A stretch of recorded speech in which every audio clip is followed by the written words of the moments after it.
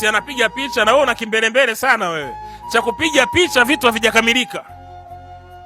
Tutembee kininja, tutembee kimafia. Sema amina. Washtukie mzigo umeisha. Umenisikia eh?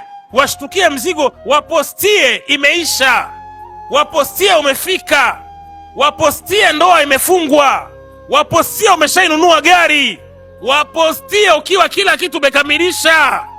Wako waliopanga safari hawakusafiri, wako walioanza kujenga hawakumaliza, wako waliotanga. Mimi naongea sana, wasema amina. Unapupa kimimba tu kina miezi mmoja tayari ushachukua kidole cha mtoto wa mzungu umeweka pale, anakuja ngoja upate miscarriage. Mtoto ana mwezi mmoja ushamweka mtandaoni. Jamani, anafanana unajichekesha kama msukule anafanana na Rama, afanani. Unasubia eti comment za watu pale. Anakuja mtu pale ana majini, ana comment. Kuna madevil worshiper kwenye mitandao, kuna madevil worshiper kwenye mitandao yote kijamii. Anakuja na comment pale, huyu mtoto atakufa. Au anaichukua picha yake, ana crop picha yake, wanaifanyia manuva. Hujamleta mtoto madhabahuni bado. Nashangaa mtoto, hela zote ni hospitali.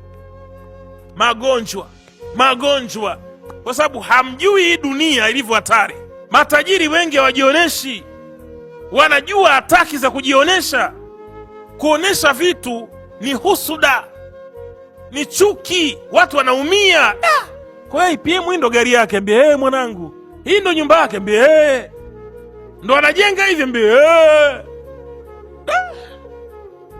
udogo tumekuwa naye hapa, wanaumia. Wapostie mambo yameisha. Mimi nawashaurigi watu, ukiwa na mimba njoo madhabahuni hapa, tuna protect mimba. Kwanza ikiingia tu mimba unakuja madhabahuni, tuna protect mimba. Miezi 6 unakuja tena, tuna protect mimba. Miezi 9 unakuja tena, tuna protect mimba. Siku ya kujifungua tunawasha na mishumaa kabisa. Unashangaa mimba inakwenda vizuri mpaka unazaa. Wangapi walibeba mimba hawakuzaa? Wangapi walibeba mimba mpaka miezi 8 mimba ikaharibika? Wangapi wakafika hadi leba wakajifungua mtoto kafa? Kwa sababu hawakuwa na protection na sifa. Wengine wana mimba wanajificha. Kuna watu wanapata ujauzito wanajificha ndani, hataki kujulikana na mimba. Kwanza akipata tu mimba tayari anajigeuza staili ya kuvaa, hata kuvaa madude marefu. Vipi tena? Niko sawa tu yani. Lakini wewe sasa mimba ina robo mwezi, unajibinua hivi kama umepigwa ngumi ya mgongo huko hivi vipi?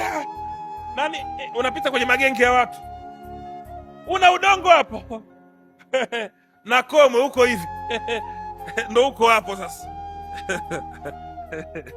Sema amina.